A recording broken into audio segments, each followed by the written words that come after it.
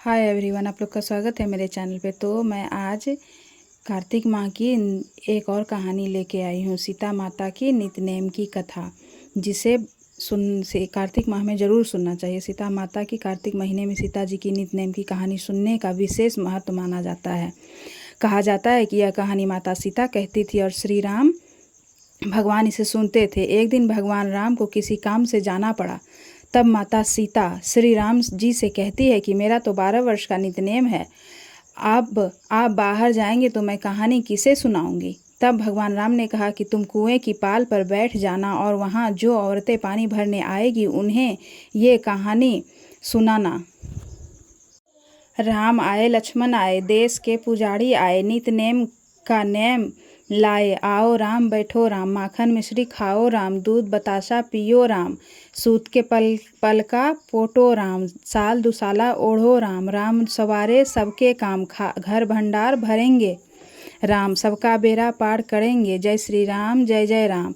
माता सीता भगवान श्री राम को यही कहानी सुनाती थी। जब भगवान श्री राम को किसी काम से बाहर जाना पड़ा तो राम जी के कहे अनुसार माता सीता अपनी कहानी सुनाने के लिए कुएं की पाल पर जाकर बैठ गई। तब वहाँ एक स्त्री आई। उसने रेशम की जड़ी की साड़ी पहनी हुई थी और उसके हाथ में सोने का घड़ा था। सीता माता उसको कहती है कि बहन मेरा 12 वर्ष का नितनेम सुन लो। पर वह स्त्री बोली कि अगर मैं तुम्हारा नितनेम सुनने बैठ गई तो मुझे घर जाने में देर हो जाएगी, फिर मेरी सास मुझे डांटने लगेगी। ये कहते हुए उसने कहानी सुनने से मना कर दिया और वह चली गई। जब वह महिला घर पहुंचने ही वाली थी कि उसकी रेशम की जड़ी की साड़ी फट गई और सोने का घड़ा भी मिट्टी के घड़े में बदल गया। सास ने जब यह देखा तो पूछा कि किसका दोष अपने सिर लेके आ गई। जब बहू ने कहा कि कुएं के पास एक औरत बैठी थी, उसने मुझे कहानी सुनने के लिए कहा था, लेकिन मैंने उसकी कहानी नहीं सुनी, जिसका मुझे यह फल मिला। अपनी बहू की बातें सुनकर अगले दिन उसकी सास वही साड़ी और घड़ा लेकर कुएं की पाल पर गई। सास को वही माता सीता बैठी मिली। तब माता सीता ने कहा कि बहन मेरी कहानी सुन लो। सास बोली कि एक बार नहीं, मैं तो 4 बार कहानी सुन लूँगी। राम आए, लक्ष्मण आए, देश के पुजारी आए, नितनेम की नेम लाए, आओ राम बैठो राम, तपी रसोई जियो राम, माखन मिश्री खाओ राम, जय राम जय जय राम जय राम। यह सास ये कहानी सुनकर बोली कि बहन तुम्हारी कहानी बहुत अच्छी लगी। इतना कहकर सास घर चली गई और उसकी साड़ी फिर से रेशम जड़ी की बन गई। वही मिट्टी का घड़ा फिर सोने के घड़े में बदल गया। जब बहू ने ये देखा तो कहने लगी, सासू माँ आपने यह सब कैसे किया। सास ने कहा कि बहू तू दोष लगा के आई थी और मैं उस दोष कर उतार कर आ रही हूँ। जब बहू ने पूछा कि वह कुएं वाली स्त्री कौन है, सास बोली वह माता सीता है जो पुराने से नया कर देती है, खाली घर में भंडार भर देती है। वह लक्ष्मी जी का वास घर में कर देती है, आदमी की सभी इच्छाएं पूरी करती है। तब बहू बोली कि वो कहानी मुझे भी सुना दो।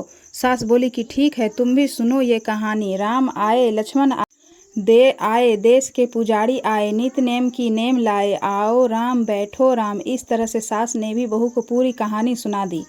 कहानी बहू को बहुत अच्छी लगी। तब सास कहने लगी कि इस कहानी को हम रोज कहा करेंगे। अब सास बहू रोज सवेरे उठकर स्नान कर पूजा करने के बाद नितनेम की सीता जी की कहानी सुनने लगी।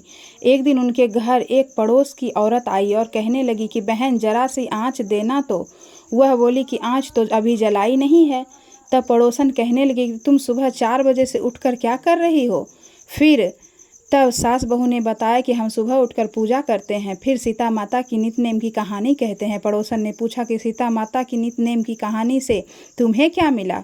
तब वे बोली कि इस कहानी को सुनने से सीता माता सबके भंडारे भर देती है।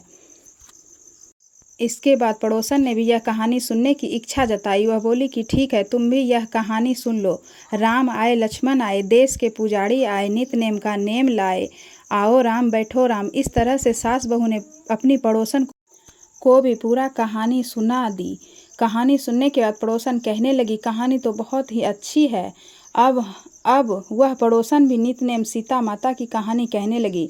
इस कहानी को कहने से पड़ोसन के घर में भी अन्न धन के भंडार भर गए। हे सीता माता, जैसे आपने उनके भंडारे भरे वैसे ही आप हमारे भी भंडारे भरो। आप लोगों को कहानी कैसे लगी आप लोग ज़रूर बताइएगा कमेंट में, और मेरी वीडियो को लाइक ज़रूर करिएगा। माता सीता की जय। जय श्री राम।